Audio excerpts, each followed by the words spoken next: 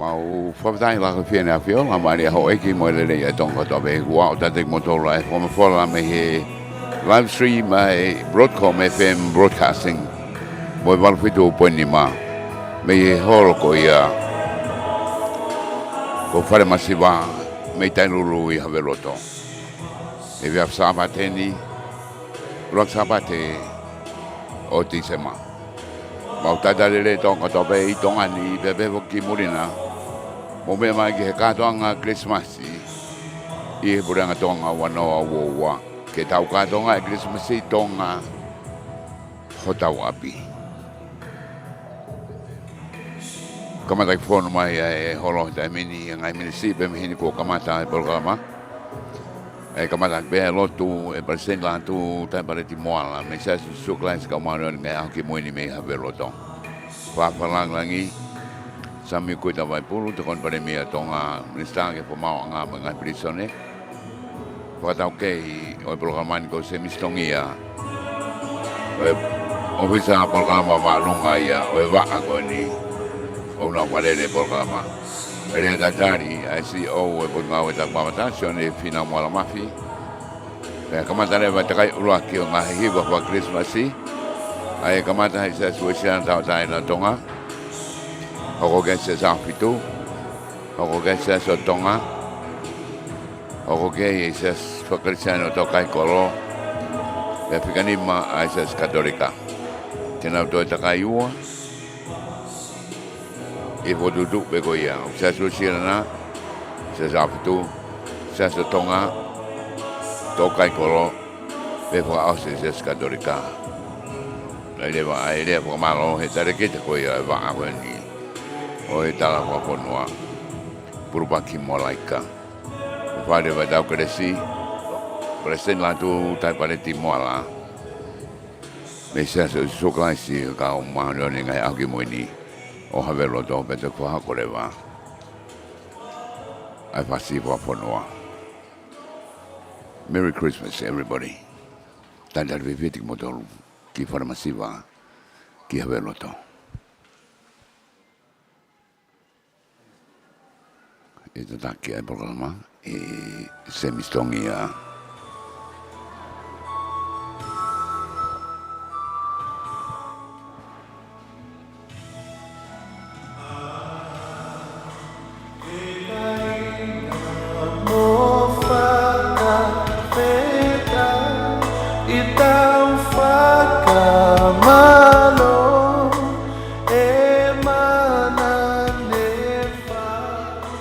Keep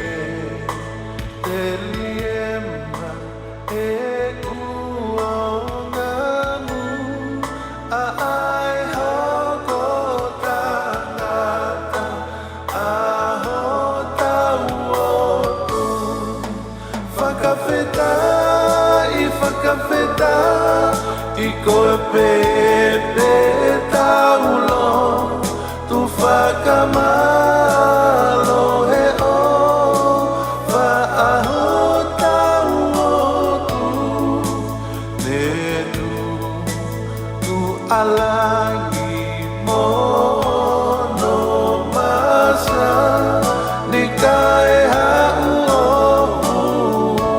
ui ai hia mama neho ko atani mo tao noa ke fotu ki mama ai e ki tupu a le mai mo e kau angelo kai fonu alani e whakamalo whakawheta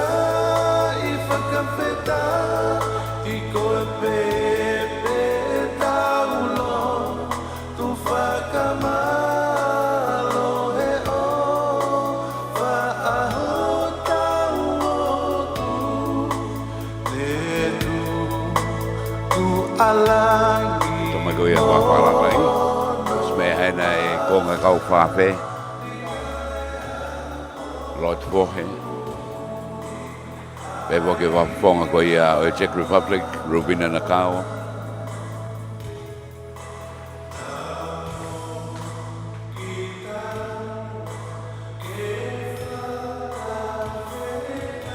Wen mai tal whakalahi o Britania.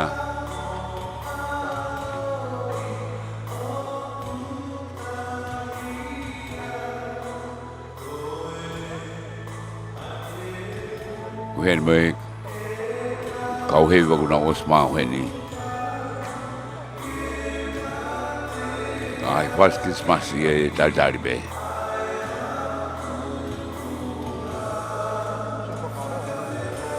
Te holo mai poke e tolahi.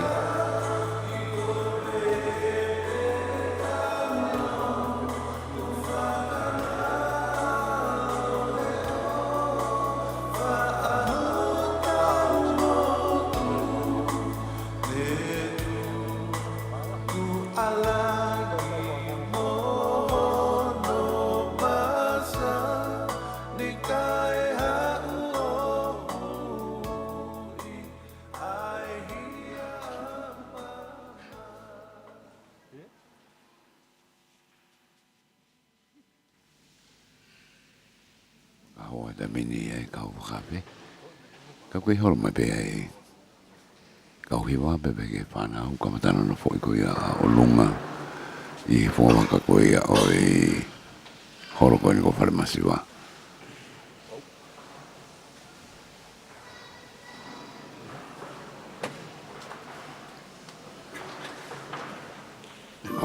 Waka e tuke kau hiwa kuna o keke nau kei tatari ke hiwa e nau hiwa. Koe po apongpongi whoki te whaet pe miheni. Pe mo e te Christmas Carol ka koe ufas ke he ia. E whahako ko ia apongpongi ia.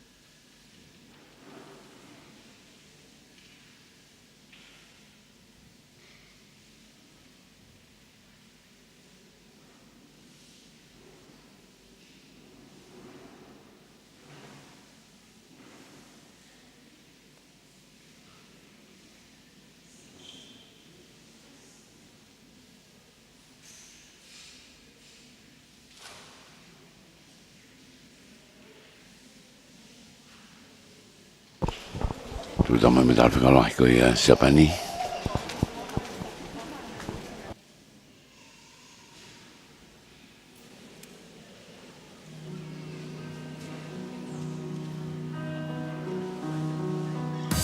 Mama lu ai po fe tu po po ta ko alo I mai e melino longo no ai po fe tu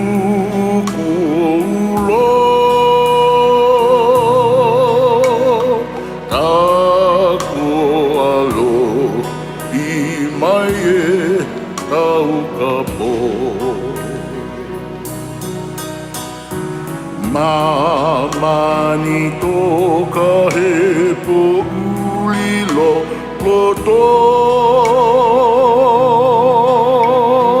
Kai whakawhetai si e nehi po Ke hiwa ai e whonua kotoa Aho niko we mata I kolo Tu tama e whakamulang lagi. Tahun premia. Bisa apa mga prisone whelo aki mo kau tal whakalohi kau ahi kau whakawe makehe. We programa ko ia we katonga I Christmasi I tonga ko da wapi. Tanto wange que se mistongia. Ko i tenta take programa poni.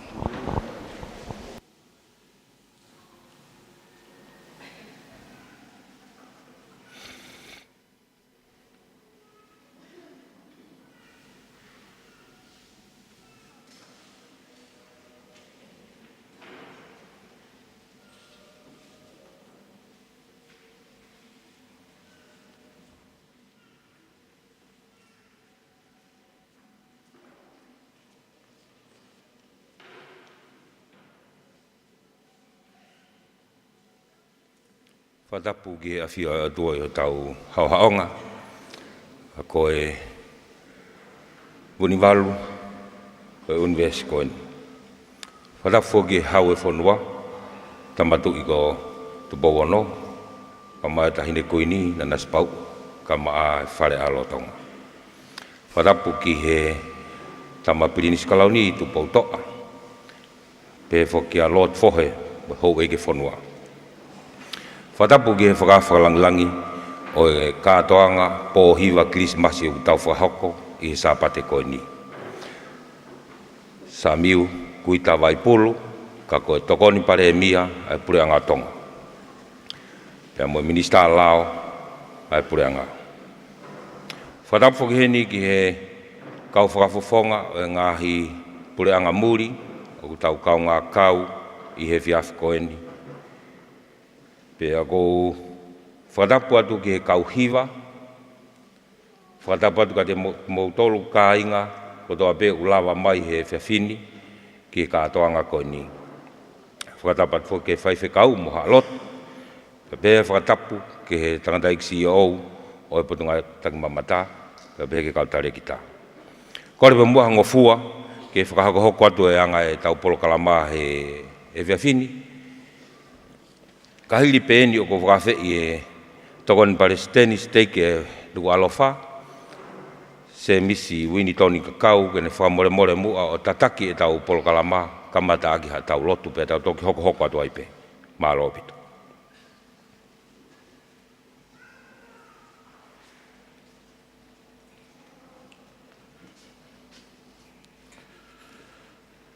E o toa koe mau tamai whaewani o mau. Whawhetai mo whamalo, ke awhi o ko hi, ko ngahi tāpua ki ke ko tāpe mo ui, mo mai mana mo iu mau mak. E lagi whatatahi ki mau tolo ki polo karama ko whotutu. E kau take pot ngā ue, e minista, kau CEO, kau tare kita, tapi ke toenga kau ngawe, pea moe tau mua,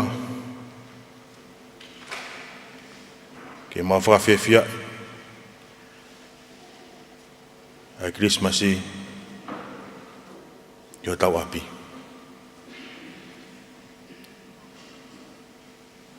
Ma whamaro, tamahewani, ko hui ko e wharalao na tūla, kalawa ki whakahoko le rei e polo kalama, whakafofa o e whawhini. Maulotu ki te koe, ki ke tokoni mai, ki te mautolu, whaitapukina mua e tokon pare mia atonga, papehe ke hou e ki wharearea maukau i heni, papehe ke hou e ki o e whanua konga hou e ke whanau maukau i heni, ke whaitapene ki nau tolu, ke nau maho lau maari e.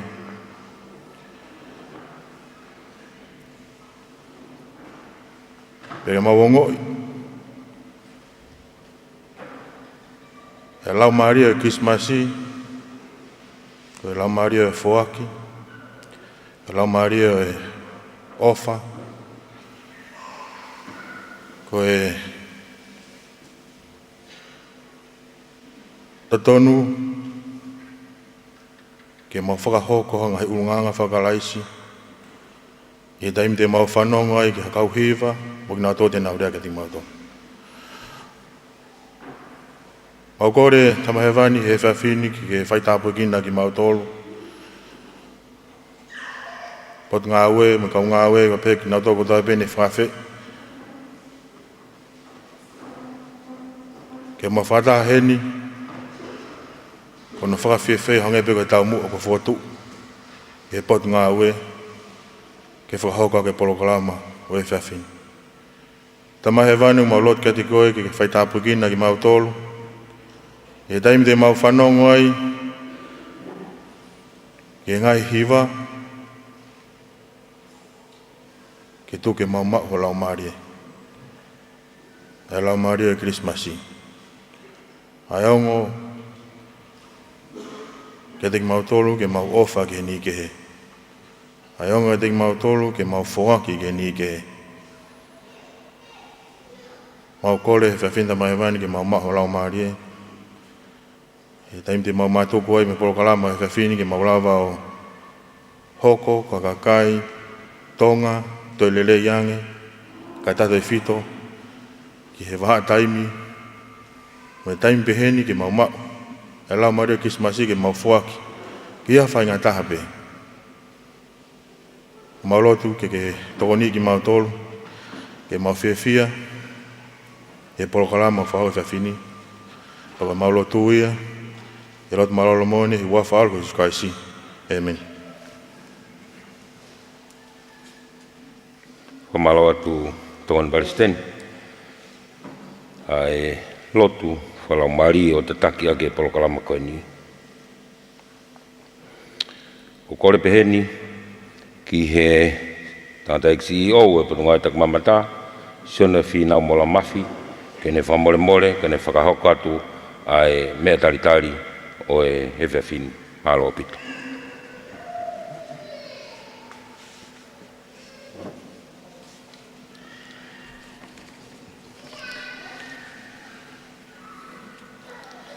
Tau kei whawhetai kotoa pē, he kei a whio e lau maari e mao nioni o tau loto loto ngani. Tau tuuta mo ui e ngai aho whakoloa koen. O tau kātoa ngai whiawhia a manaki, ke taritari e tamapiri nisi o e merino, i e Christmas e uawhi uwa. Ko e kātoa ngani, o kātoa ngai i he kau kristiane kotoa i mamani, i he teu ko ia ki he aho whakahifo. Pako kore ke whakatapu heni ki he hautoka e whanua, tamatu i o tonga tamakotu po wano, whakatapu ke tahine kuini, o e taloni, tahine kona naspau, tuku ahoa mo e whare o tupou, mo haa mo heofo. Whakatapu ke pinis kalauni, tamakotu po toa o ka alala, e ki he tahine prinsesi, mo e hou eiki e whanua. Whakatapu heni ke sea wharerea, mo e hou eiki me mipa e wharerea o tonga. Whatapatu ni ik palai mia ka umai ho ik ni stau ik kalauni. Whakatapu atu he ni matua puaka mo lawaki. Ha tau i whanua maha mata apure. Ka koukore ke tala mo ka apu e whakatapuni. Ka e tala whakatapu ka kato i whanua. Ka e atape mua ke motuani le no he tau. Ke ki halapa alawi atu he. Ke whakahoko e whatongia o e whiawhi whakoloa koe. Tapu ki he whawhalangilangi o e aho. Eik tokon pare mia Tonga, Honorable Samiu Waipulu. Whatapu atu no pere fohe. Ka peke hou eiki no pere whanua mo hou eiki no pere. O e minista o e kalauni o mo mea hene whiawhini. Whatapu atu ki tangataki Palestini whakahoko e lotu lelei e whiawhini. Peke haa taki o ngai siasi, haa lotu. Pea mo haa whakalunga o Tonga. Whakatapa nia ki he kau tak ngau e pureanga. Kau CEO ka pehe fo ke ngau tolo kau me mipa o mo mea heni he whiawhini. Pea kou mooni e tala ko ia he tahi kāle ri. Ko e eiki pe o kei i waka. O kei i waka pe a eiki. Whawheta ki he lang tau potu o kei i waka pe o tau eiki. Ko e tamai alo pe la maari maoni oni. Tau whawheta he whiawhini o kei wiringi a pe fukau Tonga i pangai. Pea kei takapuna i lupe ki loto palasi. Pea kei toka ringo i meri no i Tonga. O kou whia whawhongai atu hene pot ngai takumata a Tonga. Eik ni sā ka mai ngā ona taitaile reik mō tolu i e whiawhini. E kātoanga e tau hiwa haleluia. E ko te utari a tama pirenisi i meri no he Krismasi. O kou kore ke hokatu e lea whapitania ko hinga peko ho tau kai ngamuri. Ta pehe ke kau whawhonga, whakadiplomatika o ngau i heni. Tau whengau e ak whakataha whitroni aki he lang whalaraka ho tau whanuan.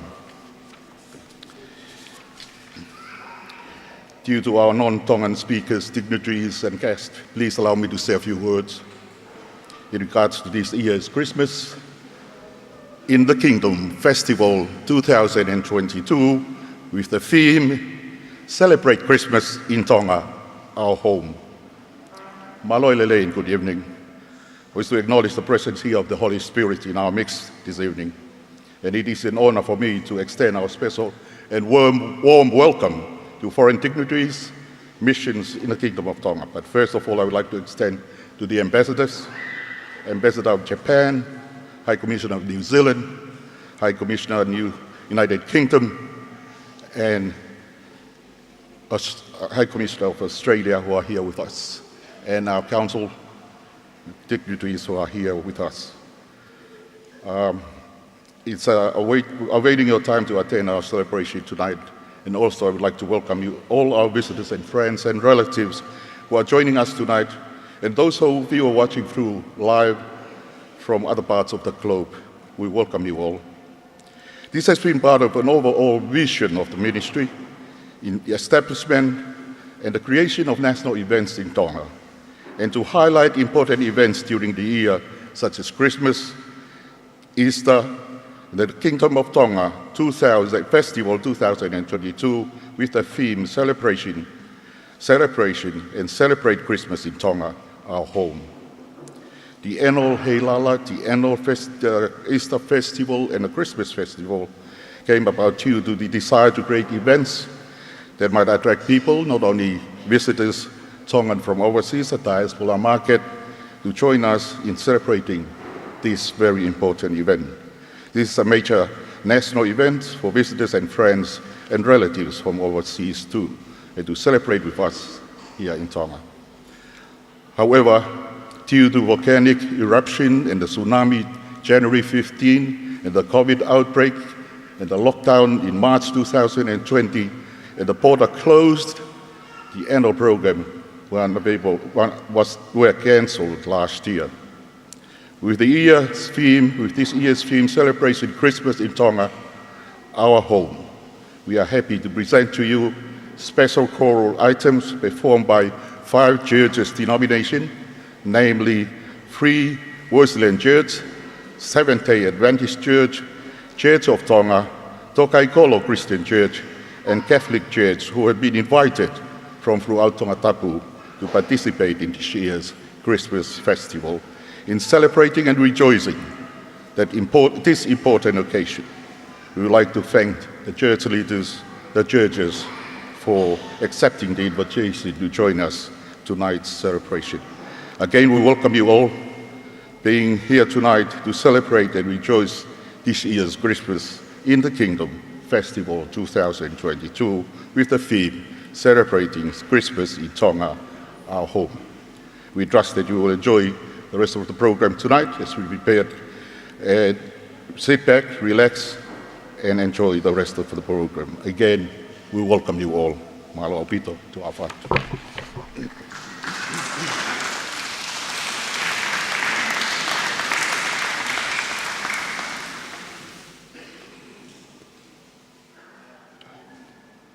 Whamalo ke CEO, I hono whakahoko a lea taritari, whakawhangilangi vea pehe ki a te mou tōru kotoa, ka ainga mo mea mai ki holo whare masiwa he whiwhini. Ko tui te tau hoko atu ai pehe ki he tau polokalama hiwa, ko tau kau hiwa ine nima, o kuna lava mai I he whiwhini. Kau hiwa ai Sasue Siliana tau raina tonga, kau hiwa ai Siasi Ahafitu, Siasi o Tonga, Siasi tō Kaikolo Christian Church, pea mo Siasi Katolika. Ko tau kau hiwa I nima, pea ku takai ua, tau polokalama, ko takai uloaki, pea ka lawa ia, to kau hiwa ta tau pe, te mo takai hono ua. Pea ka lawa ia, tau hoko pe ki he lea whakamalo, whakahoko atu ia, pulupaki mo laika, ko tare kita waanga whawhonua mo koloa tuk whakaholo. Ka teu whakawhi atu heni a kau hiwa koia e Siasi Wesleyana tau ataina tonga ke mo whamoremore o kamata tau pōhiwa I he whiawhini. Te mo ngāue agi pē kau hiwa, te mo ngāue agi pē a tawhaak whakahahake, ke mo mea hagai ki he whunga Stacey, pea ka lava ho mo hiwa, pa mo kātaki o mea mai I he tawhakoni whakahihifo. Mālo abito. Siasi Wesleyana, tau ataina tonga.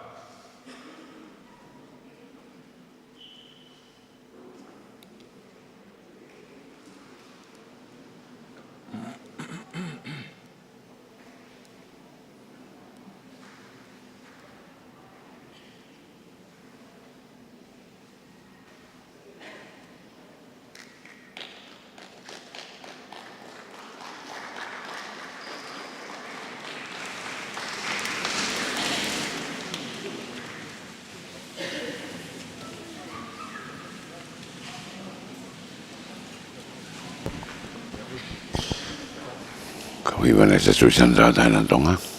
Papa found out that too. No county.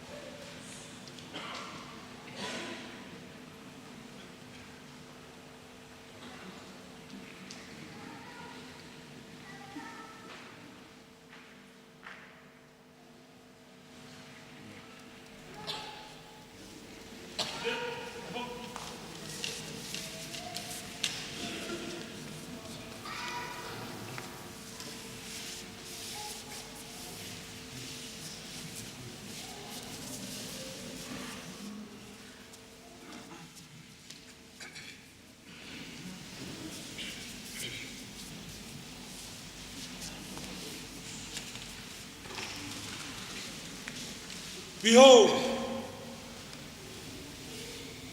a virgin shall bring forth a son, and his name will mean, God is with us.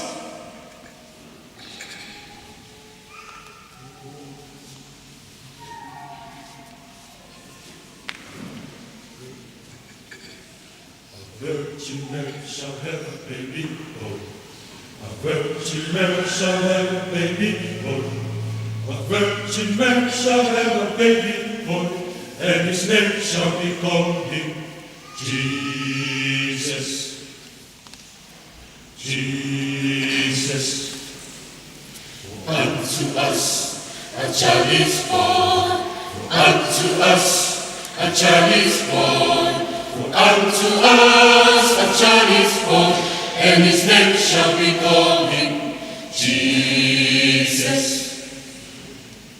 Jesus. We sing in praise, glorify his name.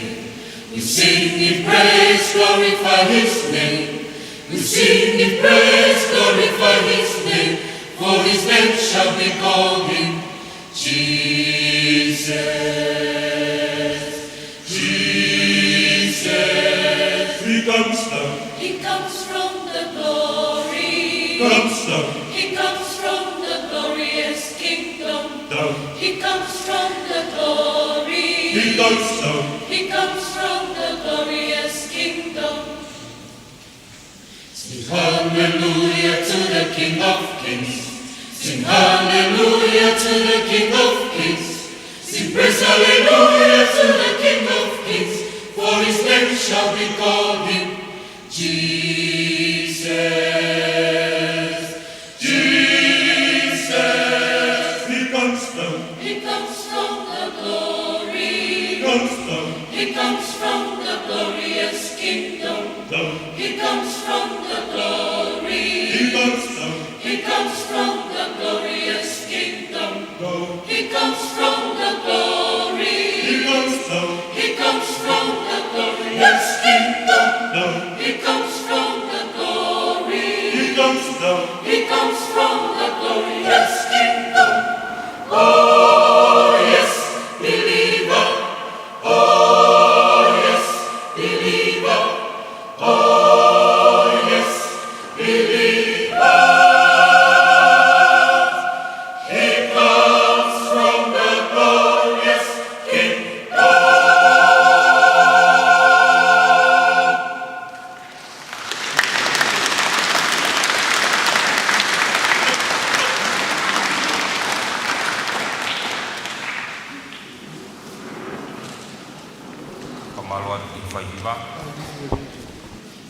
Whamalo atu ke kauhiwa. Ia no teu e hiwa maari e. Whakalau maari e koi au tau whanongoa he vias koni. E tau hoko atu ke kauhiwa hono ua. Ke kauhiwa ia a e siasi aha fitu.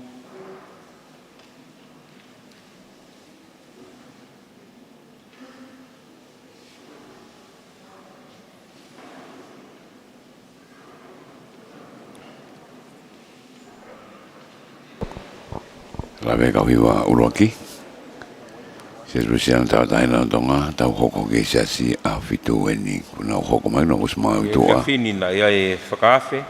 Ki he timinet polo koi atonga ki he tala. Ki he programa pohiwa koi ni. Pai whakamalo lahi atu ki he timi net polo ka pau mou iheni. Iho mou lawa mai ke tau kaunga hiwa fia te waki o e Krismasi o e tau koe ni.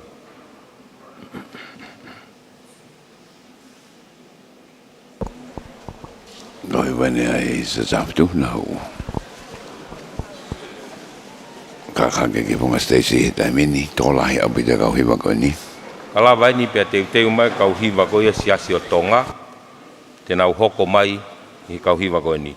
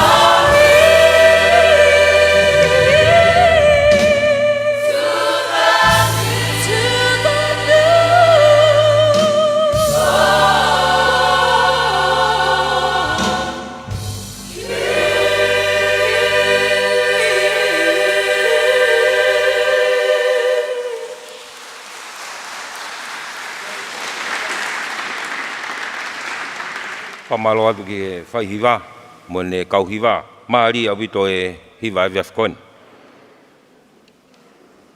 Ko e kulupu hono hoko, ko kau hiwa ia siasi o tonga. Te kala vai hoko mai tō kai kolo, e tu ako ia siasi o tonga. Pas ko doa mai ke kau hiwa kon, siasi o tonga, mana ke nau hiwa ma ki tau tolo i Viafcon.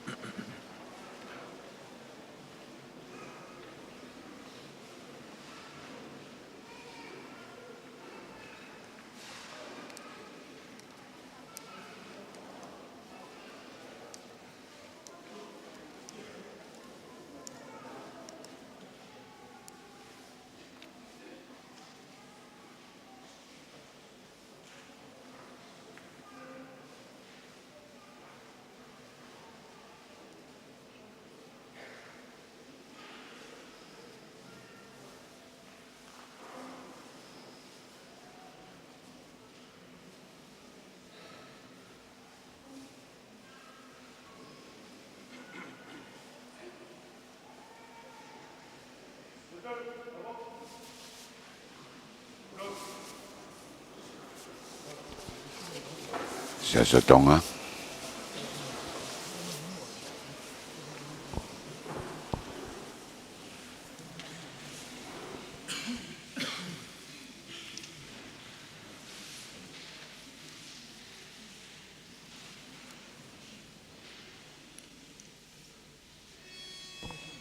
Kau solo tau fitu.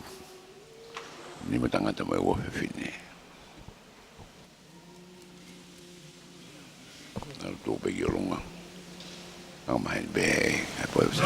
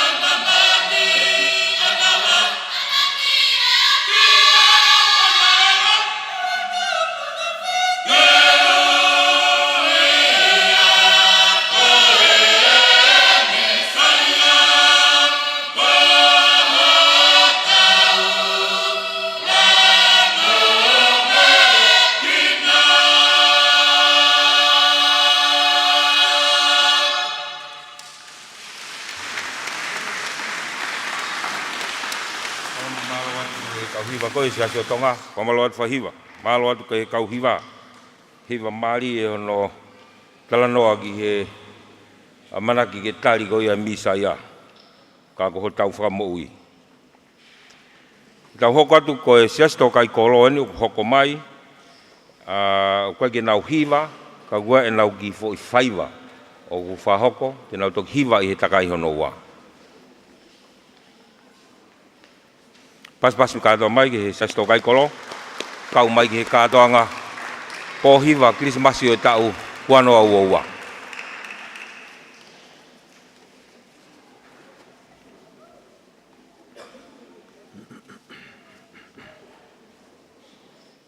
Teu magai kau hiwa e sias katolika, ka lava he kau hiwa koe ni sasto kai kolo pe mo hoko mai ai, maa lobito.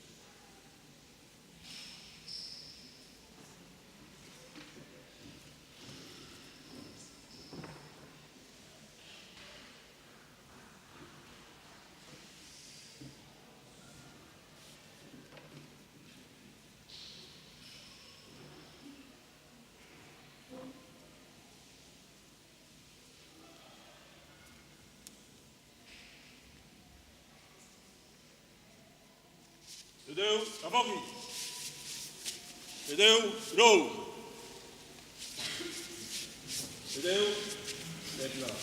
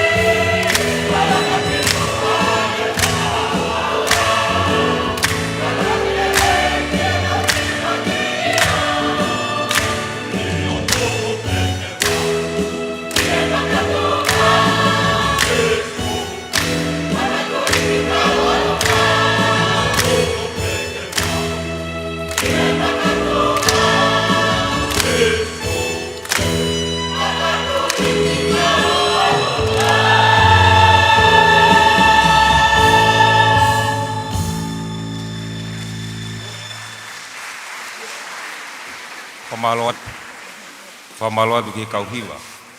Siasi tō kai kolo e kalaisi.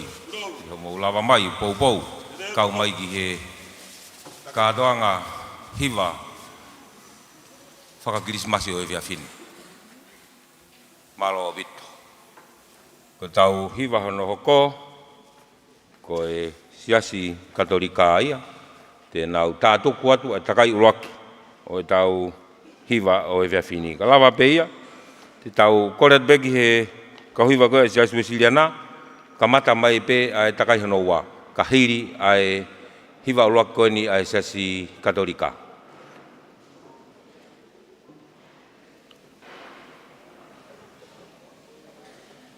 Paspasi mai kau hiwa koe siasi katolika, lau kau mai, pou mai ki he polokalamba hiwa Krismasi o e via koe ni. Tau fia pe fok whakawhalangi. Wharamasiwa hall. Ki rau polokalama o e koe Krismasi i he pureanga. E hingo e kātonga. Tau kātonga e Krismasi i tonga ni. Ko tau tupuanga. Holo wharamasiwa e me tai lulu i hawe loto tantari whiwhiti ngotolo. Alu suoni hiwa whakansi ni takai uruaki. Siasi katolika i o se tō kai kolo. O se atpea mo siasi o tonga. Siasi awhitu pea Wesiliana. Ai ke foki ke takai honua to hoko tu e i takai te tau be uruaki Wesiliana wa awhitu tolo siasi o tonga tō kai kolo pe siasi katolika. Merry Christmas. Te whau ke po apongpongi i heni taim te tau pe koe whakalotu e me whiawhini.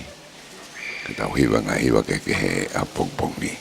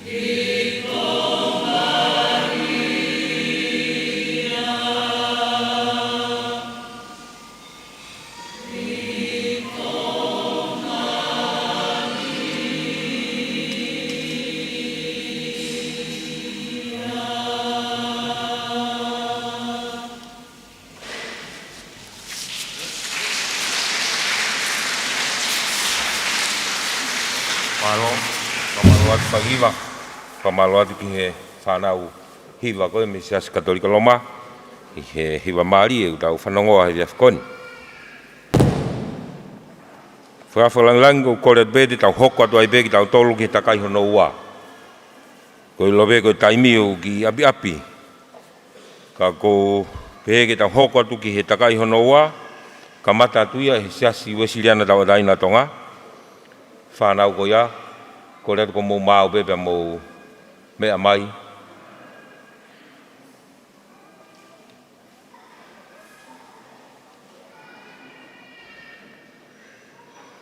Pas-pasi ko tau mai e kau hiva koni.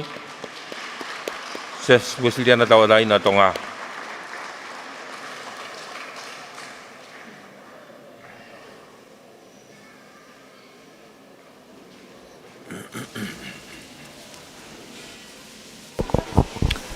Tae no wa. Kau e waro ki ses wesiliana tau adaina tonga.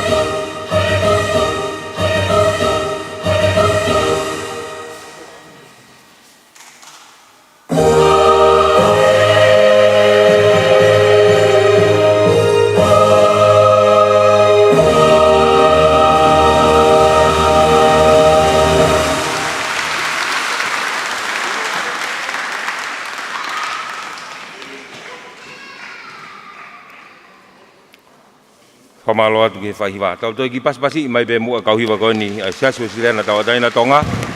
E hiwa maari e tau whanongo kia he viaf koe ni. Ki tau hoko e peheni ki he hiwa hana ua. Ai siasi aho fitu.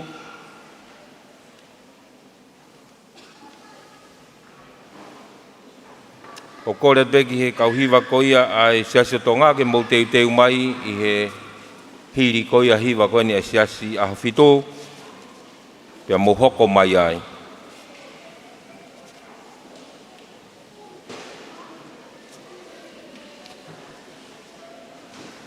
Pas kodoa mai ki kau hiwa koe ni.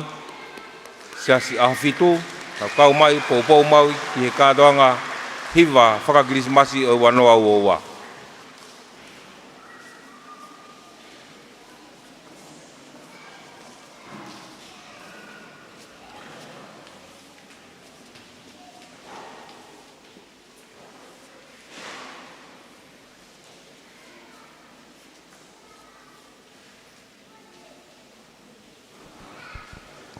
Olo tanga me maki takai ona ua. O e kātoanga Christmasi o e wanoa uoa. Tau kātoanga Christmasi I tonga ni. O tau topuanga. Ke horo ke pehi wako ia e sa sāwhitu ki orongo tamini. Kau kua ua pitoni tau hua koe pe makau hiwa nā tokosi. Kena hiwa ni hono ua.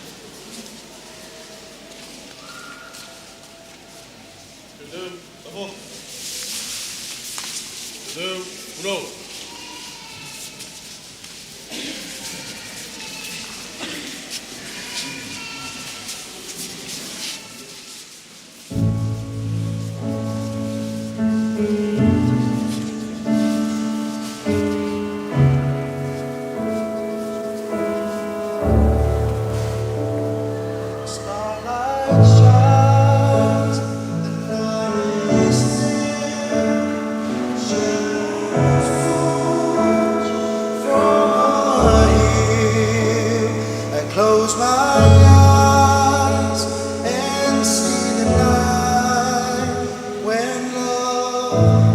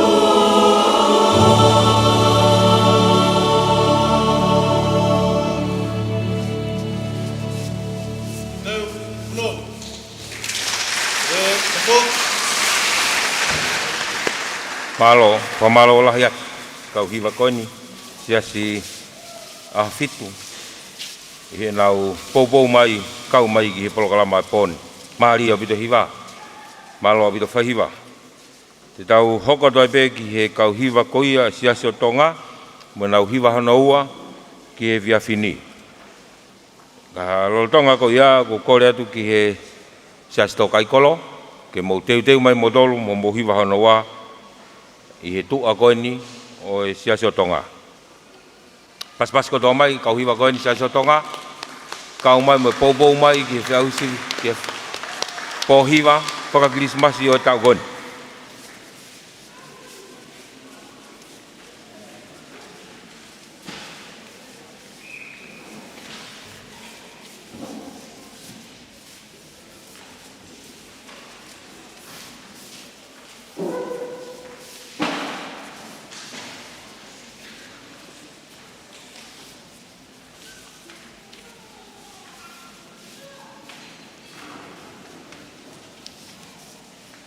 Whamore pena e whahoko to nei de nau whahoko ki foi action ka koe ni o ku na nau whahoko nau hiwa ane nai ka nau whahoko e nau hangeha nau ki whaiwa i he takai whakaos koe ni.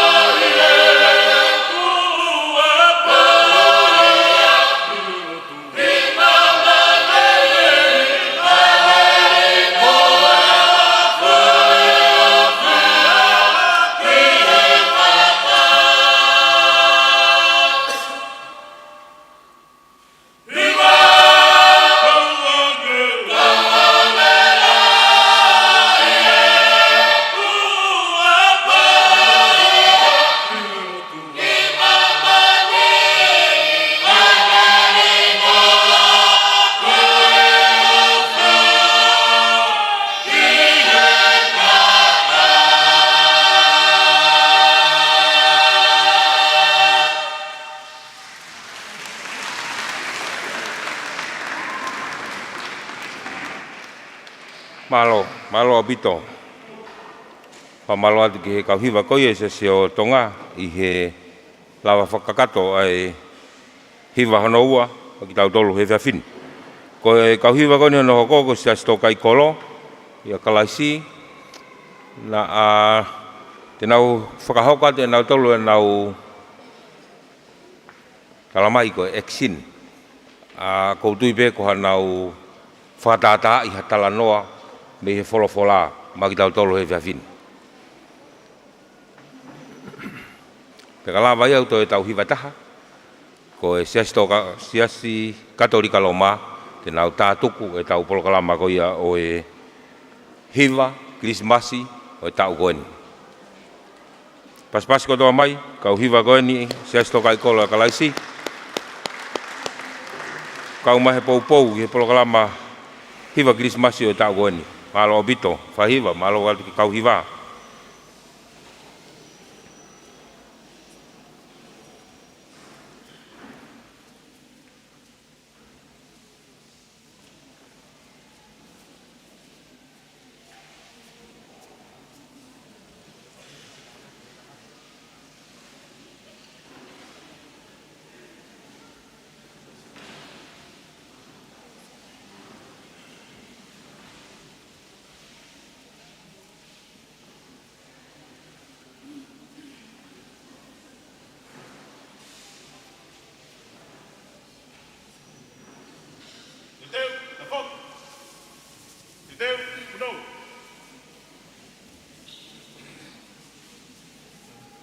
Matiu vai uraki, besu ataha, Titeu, lau. Matiu vai uraki, besu ataha, Titeu, lau. Titeu, lau, besu sisu. Koia ia, Titeu, kai, Tera Maria. Matiu vai uraki, besu ataha, Titeu.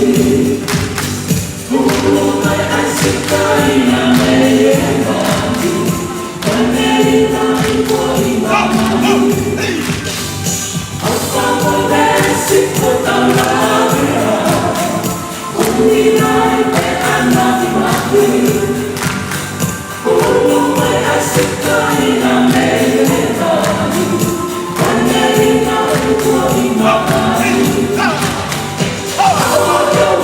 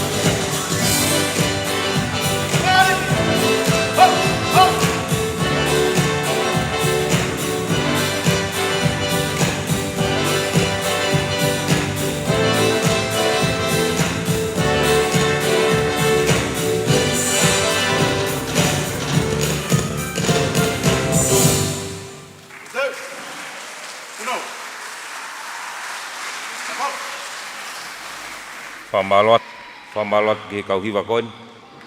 Mo e ngahi tau olunga maari e kuna whahoko magila dolo he whawhin. Malo vito e teu e tau hiwa ke he whawhini whawhawha bit.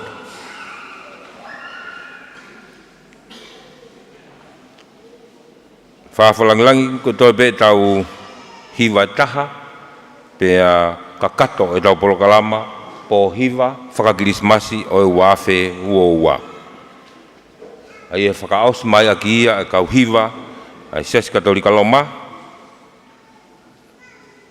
Kau mahe pou mai he tau koini ki he tau po hiwa kirismasi o whakahoko.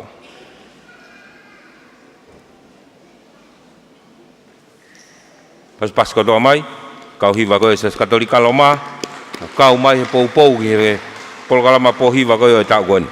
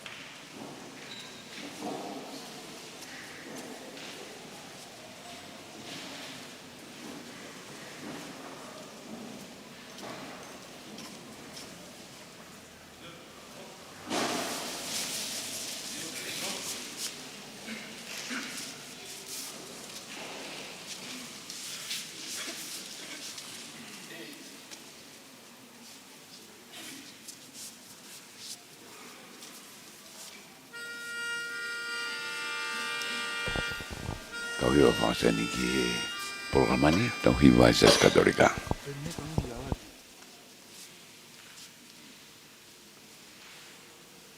Hark how the bells, sweet silver bells,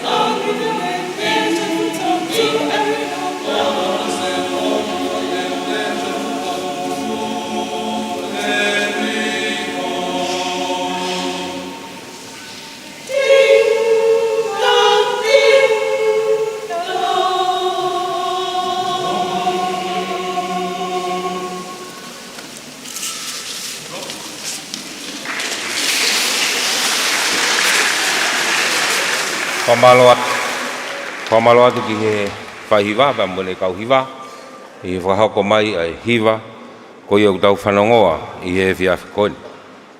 Ko e whawhalanglangi ko e kakato ia ai ngahi hiwa, o kau mai ki he polokalamba ko ia o whiawhini. Ka te whakawhi i heni ai tare kita o e waa hanga whakawhanua mo e tala tu whahalo, pulwaki mo laika, ke ne whakamore ka ne whakahoko atu, ai lea whakamalo o e whiawhini.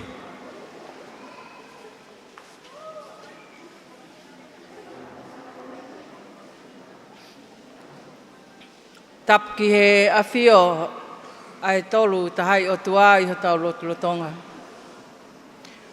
Whātulo atu pia mo e kelekele o haawela.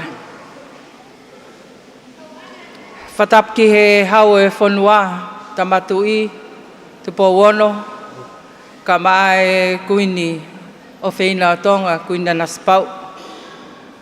Tap pia mo Princess Kalauni tupo utoa ulkalala. Pe ka princesi Sinai Takala pe mo whale o ha mo ofu.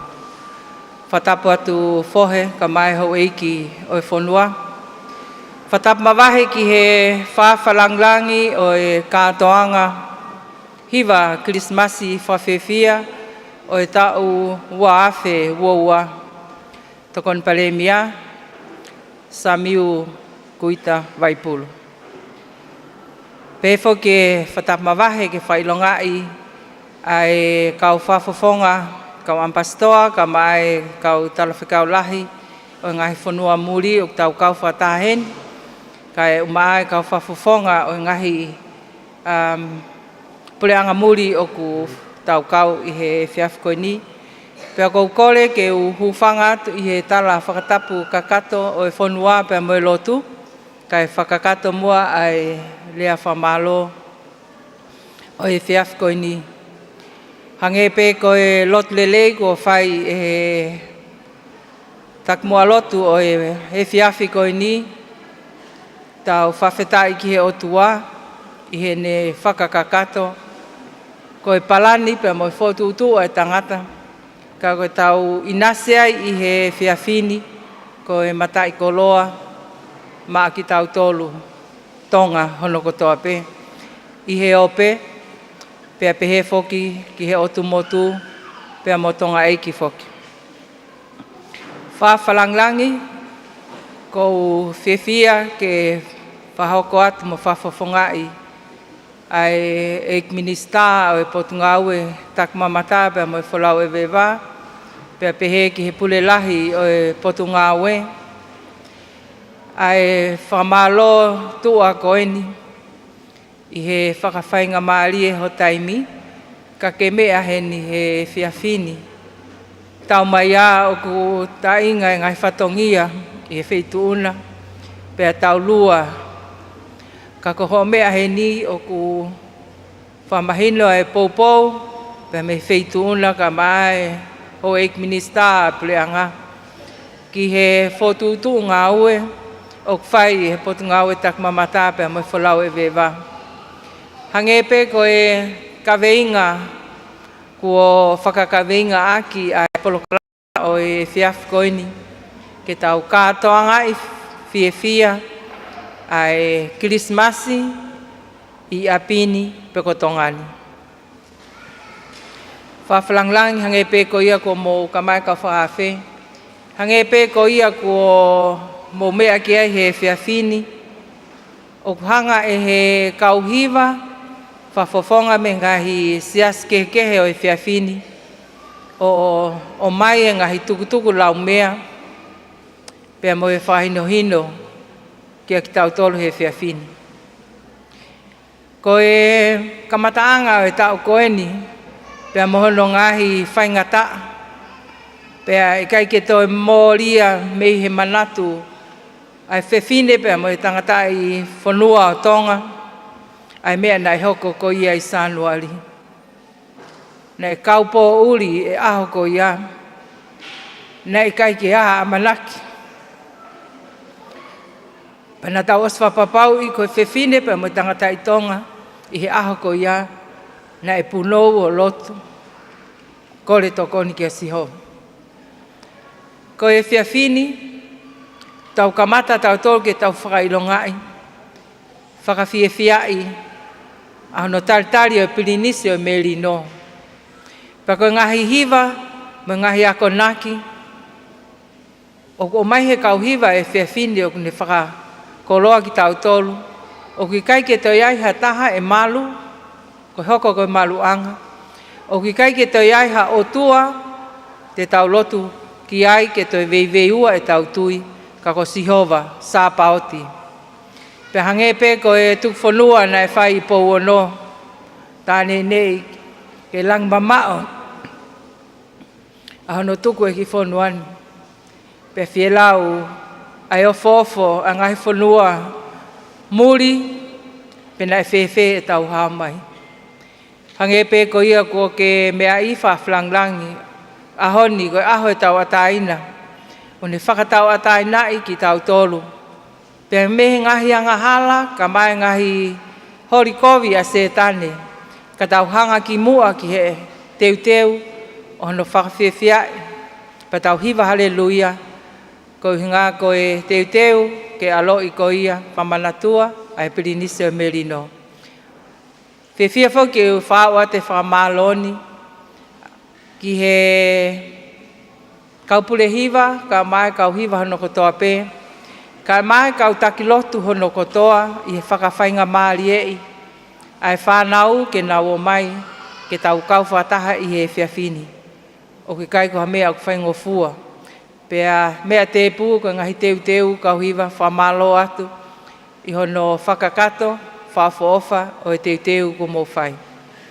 Whiawhia foki ke whamalo, ke te knau tolu, o mea mai he ope, pea pehe ke o tau kāinga me i he ongo niwa, hapai, lolo halai walu, hapai veu, pea pehe foki funga whanua, pea motonga e kini. E kai ke lava ke kakato e whatongia lea o whamalo e whiawhini, without saying our sincere thanks to all the ambassadors, high commissioners of the foreign dignitaries. Thank you for availing yourself to be here tonight. I'm sure you enjoy the most of it and more to come tomorrow night at the same venue. We will start at 6 o'clock tomorrow night. Whamalo atu ki he kauhiwaha no katoa, ki mua pe au whakakato leani, o kia e whamanatu, o kia e mea ofa, o whaki he tangata CEO, pe mo e pot ngau e tak mamata, mo e wholau e wewa, ke kauhiwa kotoa, na e kau mai i he whiawhini, pe a koe whakaiki ki ko ia e toki mau ia me mau ofisi e ahutu ste. Whamalo atu ke te ngmotolo hono kotoa, pe mo e pefo ki he mitia, le te otonga ka mai walfitponi ni ma, i hono whakakato hike polo ka mani, ke aki nau tolu kai ki nau lava o kau mai i he whiawhkoni. Tala monu atu, ki he ngahi aho ka hoko mai, pe mo e ofalahi atu, lewelewa e whahoa kau te tau atu. Kamalogi e tare kita, kulpaki molaika, i whakakato atu e whatongia, o e le whamalo, o e katoanga e whiawhini. Whawhalanglangi kou tui ko na pangapanga maari e whiawhini, pia kou tui tau whie maari e kotoa pē, i he ngahi hiva maari e, na e hiva i he kau hiva, na nau kau mai ki he pō hiva o e pōni. Whamanatu pē, ko e whiawha bongbongi, taim ta tau pē, holo ta tau pē, e te hoka tua e tau pō hiva. Te lahang kau hiva, ku sia hiva e polo kalama, ko kau hiva ni ku wanoa ka bongbong. Taha ua tua pō iau tau mātu kuai. Ko e whawhi atu kātoa ki mōtolu, o kātaki mo te lava mai pia bongbongi, ki he holo whare masiva, ki tau kau ngā hiva whiawhia, teu ki he tali e eki mo pilinisi o Merino ane haere mai ki mamani. Ko e whawhi atu kātiki mōtolu, ka teu whawhi iheni a e tangata iki tokon Palestini, steiken ko alofa, se misi wini toni kakau, ke ne whamore more, ka ne whaose rewa, e tau polokalama, pe a ka keresi e tau polokalama, pe mō kātak whamore more, e hoko atu ke whas whafonua, pe tau tok mātuk, mālo opito.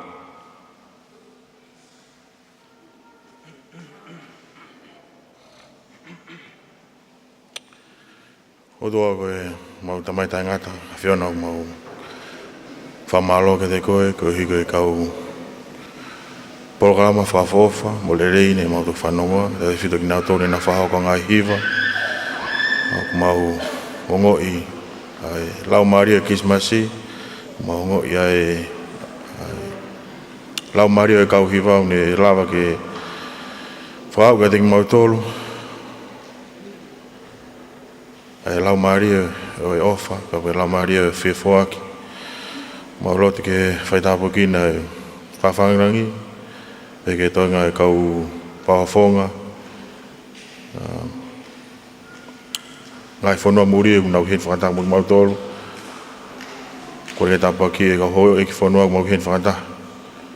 Mau rote mai ki whaitapo ki na kau hiva kata pena nau whahau ka hiva rere ke te mato e whawhini. O lot ki whaitapu ki nei kau taki, e pot ngā ue, pape ke kau ngā ue, ke hoko atu, ngai ngā ue rerei ki mo whahoko. Ka eua kua hoko mai a whaosia mumpoina. Mau lo tama hewan ki whaitapu ki nei, ki mau tolono kātou ke mau malu mo hao, ko hiko ngai mea lere rava ke mau whoketa mo mau taktaha api. Mau kore koto ngai mea ni, e wawhasi kaisi. Amen.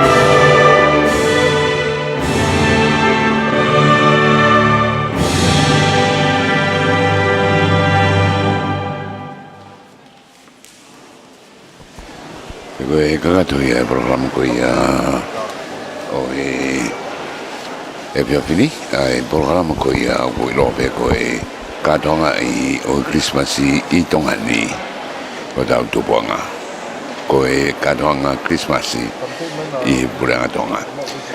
Kau hiwa ni mene kau mai ko ia i hiponi se pusiana se sa fitu se sa tonga to kai koro bebe woke se si katorikana na takai e ua whaparangangi ki e honi ko e tata aiki toani paremia o Tonga ni sa o mawanga me mo prisane sami o koita mai pulu kone la vai po tawang nia ulere at ke vetu mo me mai mai i Tonga ni be mo morina foki ka vai patingia i e Whiawhini o Aripate Junior Kisina pe he foki kia Web Junior Lea tu paurea